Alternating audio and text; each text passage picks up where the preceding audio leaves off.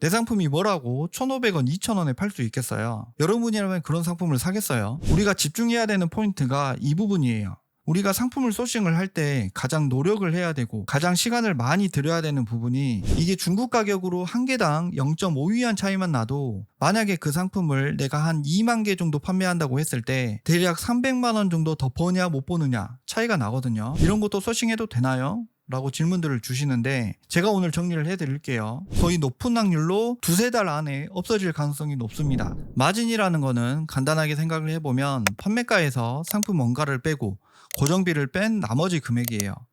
온라인 판매를 하는 사람이라면 누구나 다 좋은 마진에 판매를 하고 싶어 합니다. 500만 원의 사업 자금으로 100만 원을 버는 거랑 1000만 원의 사업 자금으로 100만 원을 버는 거는 마진율 차이라고 보시면 돼요. 이 마진을 키우려면 판매가를 올리던지 상품 원가를 줄이던지, 고정비는 말 그대로 고정비니까 내가 줄일 수 없는 항목이니까 얘를 올리던지 얘를 줄이던지 둘 중에 하나는 해야 돼요. 판매가를 올린다는 건 소비자한테 비싸게 판매할 수 있어야 한다는 뜻이고, 상품 원가를 줄인다는 건 물건을 더 싸게 구매할 수 있는 판매자를 찾거나 아니면 이 물건을 수입하는 데 들어가는 물류비를 더 줄이거나 둘 중에 하나는 해야 돼요. 당연히 두 개를 다 하면 더 좋겠죠. 그러면 첫 번째가 소비자한테 비싸게 파는 건데, 유튜브 같은 데 보다 보면 마진율 500% 소싱법, 남들보다 비싸게 판매하는 전략, 싸게 팔면 망한다, 내 상품의 가치를 더해서 비싸게 팔아야 한다, 막 이런 식의 영상들을 종종 볼 수가 있어요. 이런 말들이 뭐 틀린 말은 아닙니다. 근데 그런 영상에서 얘기하는 고마진으로 남들보다 비싸게 잘 팔려면 브랜딩이라는 전제 조건이 필요합니다. 아무도 모르는 그냥 내가 멋있다라고 생각하는 브랜드명을 하나 만들어서 상품에 로고를 붙이고 판매를 한다고 해도 일반 사람들은 알지 못하는 브랜드 상품을 굳이 다른 상품들보다 비싼 가격을 주고 구매할 리는 없는 거죠. 생각을 해보면 간단해요. 여러분이라면 그런 상품을 사겠어요? 일부 꼼수를 이용해서 그런 상품도 비싸게 팔 수는 있겠지만 오래 지속할 수가 없습니다. 제가 지금 말하는 거는 아주 상식적인 얘기를 하는 거예요. 일반 소비자 입장에서 생각을 해보면 뭐 대단한 얘기가 아닙니다. 그런데 이런 유튜브 영상들을 보고 엄청난 판매 비법을 적용하면 수백만 원, 수천만 원 벌 수 있는 것처럼 생각을 하시면 이 사업을 계속 지속할 수가 없습니다. 쿠팡은 시장이랑 비슷한데, 시장 상인들이 콩나물 한 봉지를 1,000원이라는 가격에 맞춰서 판매를 하고 있는데 내 상품이 뭐라고 1,500원, 2,000원에 팔 수 있겠어요? 그걸 살 사람 자체가 없는 거죠. 설령 내가 만든 콩나물은 유기농이고 좋은 환경에서 깨끗하게 키웠다고 한들 시장에 온 사람들이 비싼 콩나물을 굳이 살까요? 다른 콩나물보다 좋고 비싼 걸 필요로 하는 사람들은 시장에 오는 게 아니라 백화점에서 그런 콩나물을 구매하겠죠. 무조건 싸게 팔라고 하는 게 아니라 시장에 형성되어 있는 가격에 맞춰서 판매를 해야 한다는 뜻입니다. 판매 가격은 내가 정하는 게 아니라 시장이 정해주는 겁니다. 이걸 꼭 명심해 주셨으면 좋겠습니다. 그러면 다시 원점으로 돌아가서 마진을 올리기 위해서 판매가는 시장 가격에 맞춰야 된다고 했으니까 이제 우리가 신경 써야 되는 건 상품 원가입니다. 상품 원가는 서두에 말씀드린 대로 상품 자체를 싸게 매입하던지 아니면 그 상품을 수입할 때 들어가는 물류비를 줄이던지 해야 되는데, 먼저 물류비는 컨테이너급으로 대량 수입하지 않는 이상 큰 차이가 없기 때문에 젖혀두고 남은 건 상품 단가죠.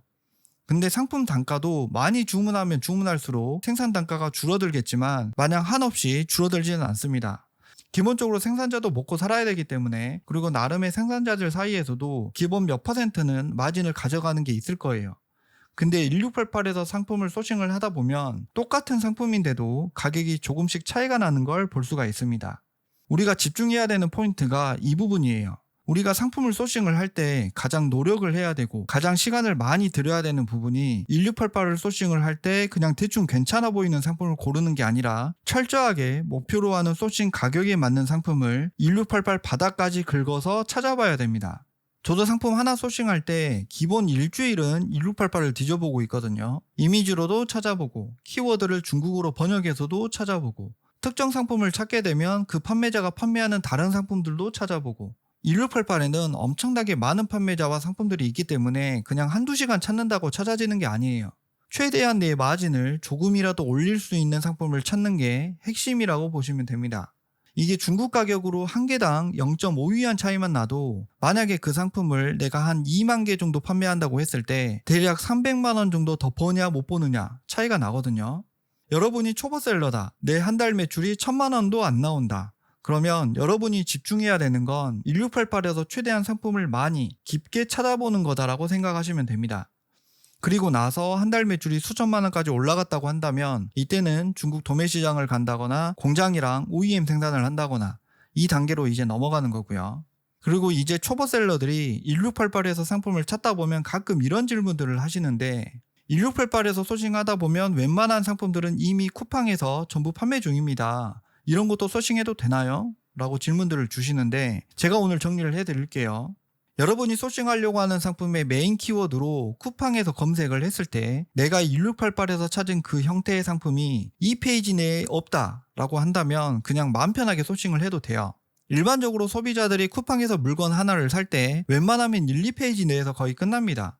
자연 노출 순위가 1, 2페이지 안에 없고 광고로만 노출시켜서 설령 판매 중이더라도 그 상품은 거의 높은 확률로 두세 달 안에 없어질 가능성이 높습니다. 제가 다른 영상에도 말씀드렸지만 전체 판매량 중에서 광고 판매 비중이 50%를 넘어간다? 그러면 이 상품의 수명은 곧 끝이 보이는 상품이다라고 생각을 하시면 돼요.